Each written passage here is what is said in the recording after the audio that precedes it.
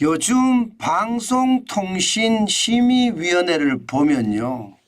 나라가 이게 뭐냐 하는 생각이 굉장히 많이 들 겁니다. 업무가 제대로 이루어지지 않아요. 전체 회의가 2번 파행이 됐는데요. 서류 집어 던지고 욕하고 방송통신심의위원회는요. 기본적으로 방송과 통신이 공정하게 송출이 되는지 또 운영이 되는지 이것을 심의하는 기관이거든요. 그런데 이 기관이 그야말로 가관입니다. 이것을 보고 있으면요. 대한민국의 현실이 바로 이거다 딱 생각을 해도 틀리지가 않을 것 같습니다. 파행을 이루고 있는 이유는요. 핵심이 이거예요. 김만배 신앙림 터위 인터뷰 심의 요청 민원 말입니다. 관련 민원수가 160개가 들어왔는데 유희린 방송통신심의위원회 위원장과 직감저 쪽으로 관계가 있다고 추정되는 민원수가 100개입니다. 저는 이 자체가 문제가 많다고 생각해요.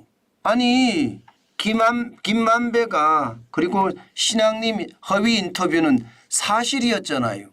그런데 이런 사실에 대해서 왜 방송통신심의위원회 위원장과 직간접적으로 관련된 사람들이 왜 민원을 하나요?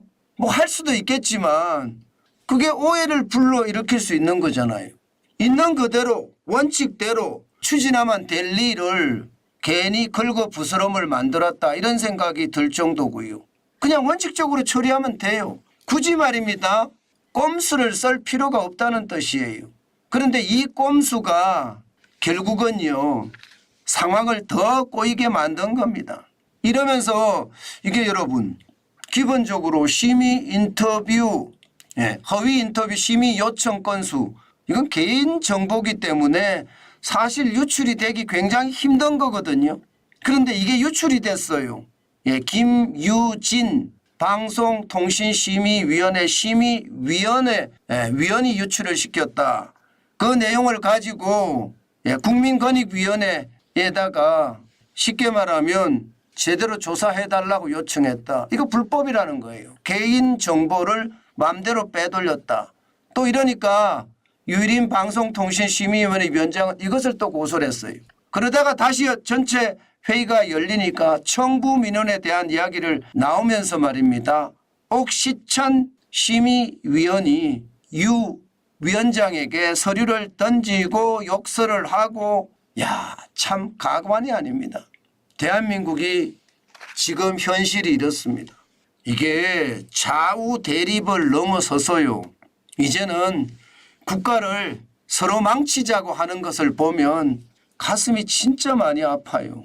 국가라는 것은 이게 좌파 것만도 아니고요. 우파 것만도 아니거든요. 이게 마치 자기 것 양 계속 싸우고 있는 것. 국가 운영 자체가 안 되고 있습니다. 이것은 여러분 확장해 보면 우리 정치권도 이와 다를 바가 없다는 거예요. 오죽했으면 여러분 정신적 내전 상태라고 이야기할까요? 방송통신심의위원회를 보면요. 정신적 내전 상태가 아니라 그냥 파산 상태입니다. 이게 나라냐 이 말이 들리지 않습니다. 이게 진보든 좌파든 좌파는 대한민국에 있으면 안 된다고 저는 생각하는 사람이지만 우파든 나라를 서로 다 망치고 있다는 걸 보면 너무나 가슴이 아픕니다. 이들은 왜 권력에 기생하면서 죄송합니다. 그냥 이런 표현 쓰겠습니다. 똥구멍이나 빨고 앉았으니 참 답답하기 거지없습니다. 대한민국은 그들만의 것이 아니거든요. 온 국민의 것이거든요. 그러면 제대로 된 국가 운영을 해가면서 뭐 대립이 있으면 대립이 있고 협치가 있으면 협치가 있는 거지. 이것처럼 말입니다. 끝간데 없이 대립을 하는 것을 보면요.